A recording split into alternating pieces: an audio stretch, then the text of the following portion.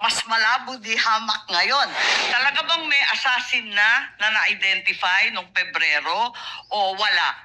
Wala pong na-identify nung Eh February. bakit niyo sinabi Kasi- doon sa House of Representatives na yung dahilan na nagpila ng kaso kasi meron na kayong assassin?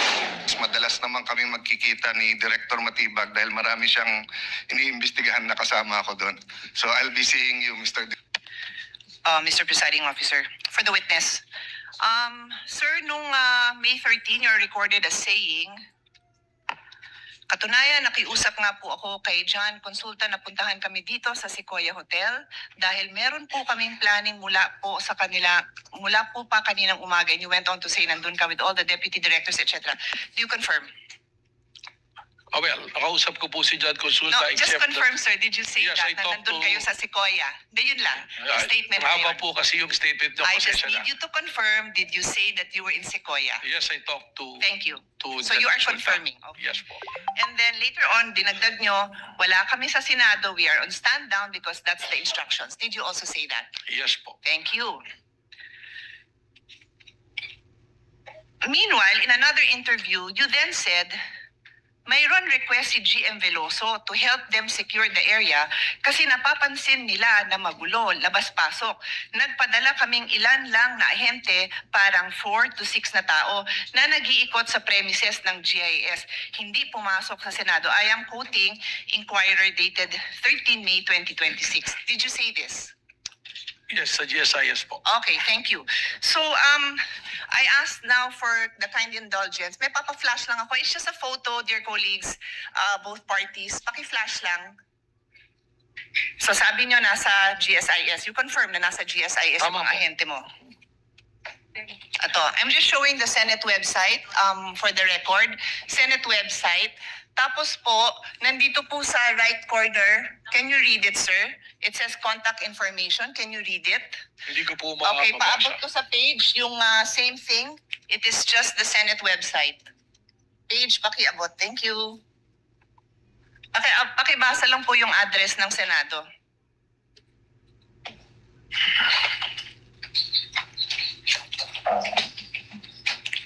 Contact information, GSIS Building, JW Jokno Building, Pasay City, 1300 Metro Manila, 632-855.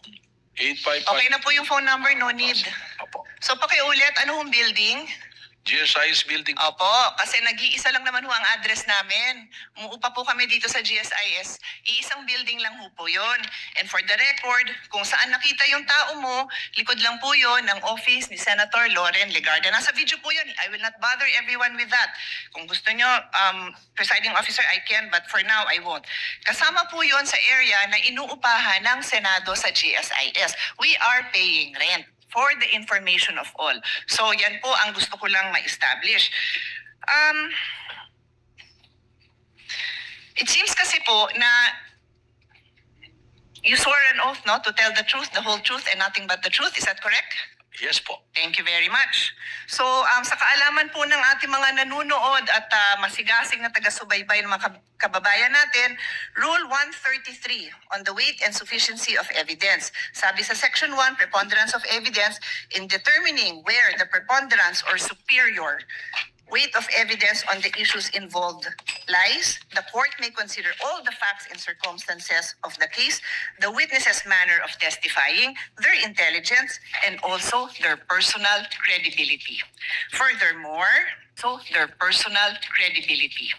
Furthermore, in Section 11 of Rule 132, a witness may be impeached by evidence that his or her general reputation for truth, honesty, or integrity is bad. So, nag-ring na yung bell. I will be loyal. I will follow this na lang. Pero may record pa sana akong papakita. If the body wants, I will show the video na sinabi din po ni NBI Director in an interview, wala pong nasaktan, wala pong nangbugbog. But we have a video. Alam po ng lahat ng mga kasamahan natin na yung OSAA, yung aming pong personnel, binugbog. May video po tayo niyan. I leave it to the body. I leave it to the presiding officer if we want to take up the time of this court to show that. Yun lang po. Maraming salamat. Thank you, Senator Judge Pia Cayetano. Senator Judge Alan Cayetano is recognized for his interjections and interventions. And if there are no other senator judge that will do so, the presiding officer shall Yeah. make his interjection. Yep. Senator Judge Alan Cayetano, Before may proceed. before the questions, just two manifestations. No. The gentleman may proceed Yeah. with his manifestation. First of all, to the NBI director, he looked at me when I smiled a while ago. I wasn't laughing at you or anyone. Nung sinabi mo lang 6'7" kasi, yung or 7'6", mga pamangking ko, basta't sinabing 6'7", nagtatawanan na. Naintindihan ko po. I Nakita ko hope po you kayo weren't. doon. Yung iba kasi hindi, baka akala ko anong I ibig understand sabihin. po. And we're on Yes po. TV, so we can be on opposite sides, but we can be very professional, di ba? Salamat So, po. the second manifestation, Mr. President and Honorable Presiding Officer, you know, much have been said about technicalities, humahaba to, may mga relevant, irrelevant. So I just want the prosecution and defense to know, because we're gonna go on a short break. Short lang naman, SONA sa Monday kontra SONA sa Tuesday, makikita tayo sa Wednesday. Both sides, you're doing a good job. Both sides. I mean, the prosecution, your job is to prosecute, and the defense, your job is to defend. The onus is on us. May tinatawag na defense senator judge, may tinatawag na prosecution senator judge. Wala pa akong impeachment dito na hindi nangyari yan. 'Di ba? Ang importante hindi lang yung resulta but yung proseso. And I always say democracy is messy. If you want a dictatorship, it's less messy, but it's a dictatorship. May problema. You want a democracy, it's not. Di ba? Having said that, I have a lot of questions, but I want to show Senator Raffy Tulfo some good faith because he always shows me good faith when we're in the lounge. Hindi ko na itatanong today since I think in the next few weeks, madalas naman kami magkikita ni Director Matibag dahil marami siyang iniimbestigahan na kasama ako doon. So I'll be seeing you, Mr. Director. Thank you, Mr. Presiding Officer. Thank you, Senator Judge Alan Cayetano. Senator Judge Amy Marcos is recognized for her questions and interjections. You may proceed, ma'am. You have 2 minutes. Yes, thank you very much to our presiding judge. Kumusta Attorney Mel, Congresswoman Ann, at sa lahat na narito. Itatanong ko lang, kasi sinusundan ko rin yung kwento ninyo, na kahapon sabi ninyo na 100% certain na si VP Sara contracted someone over the alleged plan to kill the president as well as 2 others. Tapos, ito naman, corroborative naman ito nung sinabi ninyo nung 29 April yata sa House of Representatives na sinabi rin ninyo meron na kaming leads at mukhang talaga yun ang findings. Kaya may grave threat at inciting. Tama ba na sinabi po ninyo to? Tama po. Meron pong report po. At alam din natin na nag-file na yung NBI February 2025 na ng inciting to sedition case against BP noong February last year. Ngayon, nagtatanong lang ako, 14 months later, as late as 29 April, the NBI still has not identified yung supposed assassin. Does it mean na at the time na nagpila sila ng kaso ng inciting noong Pebrero na nakaraang taon, the NBI wasn't even sure if there was an actual assassin? Alam ko before your time to, no, Mel? Pero tinatanong ko lang, how can the NBI be sure there was really a contract if they can't even identify the said assassin? Respectfully po, Your Honor, magkaiba po kasi ang elemento nung yung pong kaso ng grave threat saka inciting based on the investigation report at based po sa findings ng NBI noon, nakumpleto na po yung elemento ng grave threats saka ng inciting to sedition. Hindi naman po kailangang mahanap kung sino po yung kinausap na assassin. That is not an element for the filing of a complaint. So ang sinasabi po ninyo, tama yung pagka-file, pero hindi kompleto yung mga findings dun sa affidavit of investigation dahil yan din ang sinabi ni NBI agent Attorney Longtok na nandito siya at pinahiwatig niya na siya ay lead investigator pero wala siyang personal knowledge of whether there was an actual assassin. So, why is it that 14 months after filing of the cases, the assassin is yet to be named? At ngayon, humihingi pa kayo ng 3 hanggang 6 na buwan para tuklasin kung sino nga yun. Ganito nga po, yung pong grave threat at inciting to sedition, nandun na po sa DOJ yan. That is the subject of a resolution na dapat gawin ng DOJ. Magkaiba po yan, ihiwalay po natin. Ito pong ating investigation dito is an investigation because of the continuing active and serious threat to the President amounting to the effect na yung national security is only being compromised. Pero So hindi doon po po natin yan. tinitingnan. Hindi po yan ang sinabi ninyo eh. Kasi ang sinabi ninyo doon sa House of Representatives, sa Justice Committee, maliwanag. Sabi nyo na meron kaming leads at mukhang ito na talaga ang findings. Kaya nga po nag-file ng kaso ng grave threat at inciting to sedition. Sabi ninyo, yan ang dahilan. That was your statement. Because if you stand by these words na may finding na talaga, at yun ang dahilan kaya nagpila noong February, as early as February, the date that the NBI filed, the NBI already had findings that VP Sara spoke with an assassin. How come kayo ngayon, sinasabi ninyo na wala naman nung panahon na yon? Ganon din ang sinabi ni Attorney Lotok.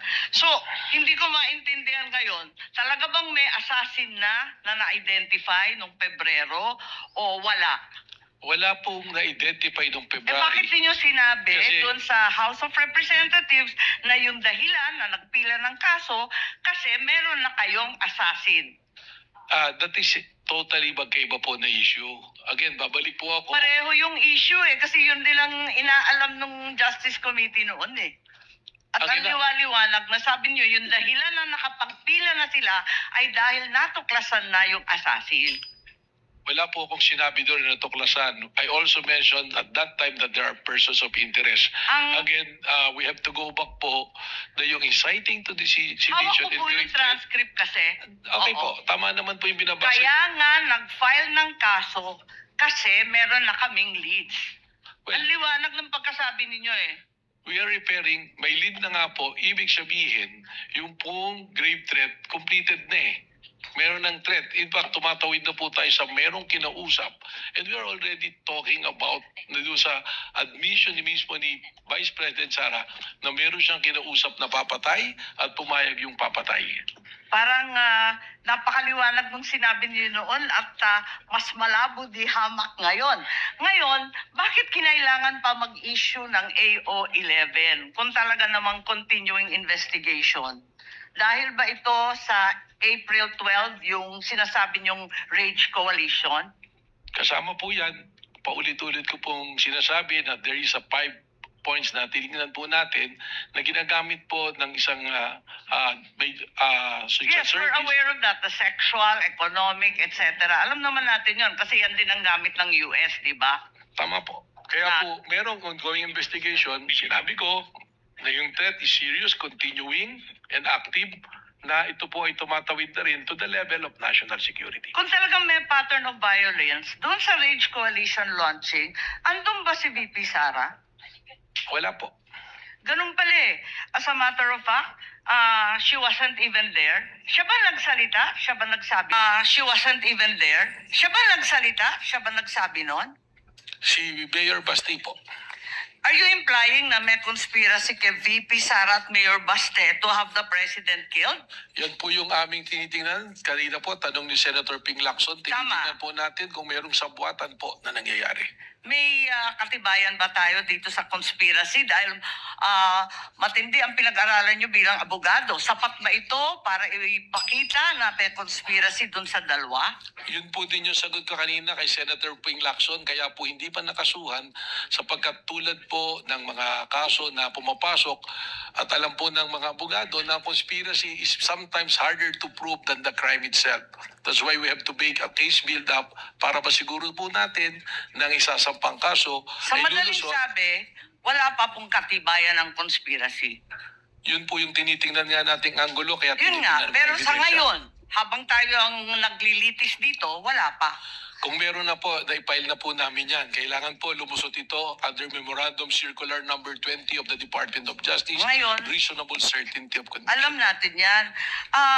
Ang sabi ninyo, yung Special Task Force, ano ang gagawin ng Special Task Force kung natumbok na rin yung assassin nung Pebrero pa? O Then- natumbok na ninyo ngayon na nasa ilan na na-interview ninyo? Ano ang gagawin sa mga assassin na to? Then, kailangan po natin silang imbestigan at kausapin kung gaano kalawak para malaman po natin kung huminto na ba ang threat sa presidente, sapagkat alamin natin kung sino po ang makausap. Dahil maraming nagtatanong kung bakit pa kailangan mag-case build-up samantalang eto na tayo sa impeachment trial, eto na tayo na wala pang actual assassination, kaya hindi naman maintindihan kung ano pa ang silbi ng Special Task Force. Alam po ninyo, yung pong dito sa impeachment, magkaiba po yung requirement eh. Hindi naman po natin kailangan pang ipresenta kung sino yung kinausap na assassin. Ang importante lang po rito ay yung admission mismo ng Vice Presidente na umanap siya ng mamamatay para patayin ng Presidente at ayun ay pumayag. Doon po papasok na yan. Dahil po, respectfully, di po sa impeachment court, hindi naman po necessary na may criminal conviction. Kaya po inilatag po yan kung ano-ano yung mga basehan po. Kindly wind up, Sa Senator ating Judge Amy. presiding judge at pati na rin kay Attorney Matibag, ang ating direktor, sabi po ninyo na matutumbok ninyo ito sa loob ng 3 hanggang 6 na buwan. Kung maaari, sabihin na ninyo sa amin, pwede naman i-disclose kung tutuusin at sasampahan naman yan ng demanda through regular filing, hindi dito sa impeachment. At di naman siya subject of arrest for inquest proceeding. Bakit hindi sabihin? Or kung maaari, bumalik na lang kayo in 3 to 6 months. Pwede bang i-request yun kapag meron na kayo natuklasan at napunteriyang assassin? Again, ang sagot ko po dyan, iba po naman yung national security protection at impeachment. Dito po sa impeachment, yung sinasabing betrayal of public trust ay pumasok na po dahil meron pong sinumpang tungkulin ng ating Vice Presidente to protect and defend the Constitution, execute the law, do justice to everyone, and consecrate herself to the service of the nation. Alam po natin Eh yung yan. pong ginawa niya po, papasok po yun sa betrayal of public trust kasi enforce the law, do justice. Pero ito po, execute the law, ito execute the president po eh. Alam po natin yan, pero binubuo natin ang mga elemento ng grave threats at inciting to sedition. Maraming salamat. Thank you, Senator Judge Amy. Any other Senator Judge who wishes to make an interjection? Unless the Senator Judge will have some interjections then. Just a few questions. Anika, kindly turn on the timer too. Just to be sure that I'm within the time. Director Matibag, ito ba ang unang pagkakataon na may binuong task force para mag-imbestiga sa mga banta laban sa Pangulo? Sa pag-aalala ko po, opo. Sa kasaysayan ng NBI? Based on the records turned over to me, wala po. Hindi po ba normal, regular at ordinaryo lamang na magkaroon ng banta? Ang Pangulo, ikalawang Pangulo, o sino mang mataas na opisyal, o sino mang mayaman dito sa ating bansa. Tama Kaya kami mga bodyguard sila, di ba? Tama po yan. Araw-araw po ay alam natin na may threat, pero magkakaibang level po. Tama po yun. At kung may mga threat tulad nito, at kung ito ang unang pagkakataong ginawa ito ng NBI, ang humahawak na mga bantang ito ay ang PSC na, o PSG dati. Tama po ba? Tama po. Kaya po, meron po kami coordination po. Yan. Tutumbukin ko na po yung mga punto ko para hindi ako lumabas sa oras na sinusundan ng lahat. Sa inyong investigasyon, may bayad po ba yung kinausap ni VP Sara? Kung 100% certain po kayo na may kinausap siya para patayin di umano ang Pangulo, may bayad po ba yun o libre? That is the part of the investigation po that we have to establish po. So sa ngayon, hindi pa po niyo sigurado kung pagkakaibigan lang o samahan lang o may bayad yung usapang yun? Tama po, but we consider every possibilities po. Ngayon, would it matter, Director Matibag, kung sino yung sinabihan niya? kasama po sa 5 yung pamantayan na binanggit po ninyo ay identity of person involved and capacity. Halimbawa po, kung ang kinausap na ikalawang Pangulo ay kaklase niya sa college na nagtatrabaho sa call center, relevant po ba't mahalaga yon? Kaugnay ng capacity, hindi ba? At kaugnay ng identity ng taong kinausap. That will be considered in the investigation po.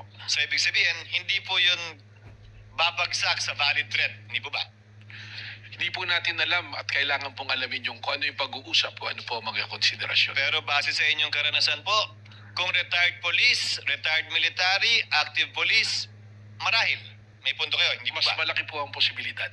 Pero kung walang military background, walang background kaugnay sa paggamit ng anumang uri ng armas o walang background kaugnay sa anumang karahasang nagawa na niya sa kapwa niya, may basehan din po yun para sabihin yung kabaligtaran, hindi po ba? Titingnan po natin, tama po. At bilang panguling katanungan, ito pong inyong task force ay binuo para imbestigahan ang mga banta laban sa Pangulo. Wala na po itong kinalaman sa ikalawang Pangulo mismo kaugnay ng mga kasong isinampa na laban sa kanya na grave threats at inciting to sedition. Tama po, Your Honor. Thank you, Director Matibag. Unless there are any other... Senator Judge Legarda, I'm sorry, you are recognized. I thought there was no other Senator Judge, that's why I already interjected. Senator Judge Legarda for her interjection. Senator Soto? Soto? You have 2 minutes, ma'am.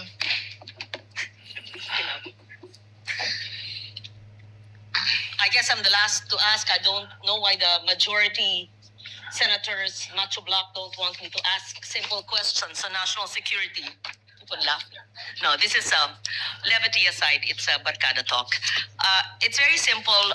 I studied national security. I'm a graduate of my master's in national security. I was discussing it with former General Lacson, Senator Lacson, because the words national security have been used many times in this hall in the past few days. So my questions are very simple to, just for the record, he's my friend, my compadre, Director Melvin Matibag, and Congresswoman Ann.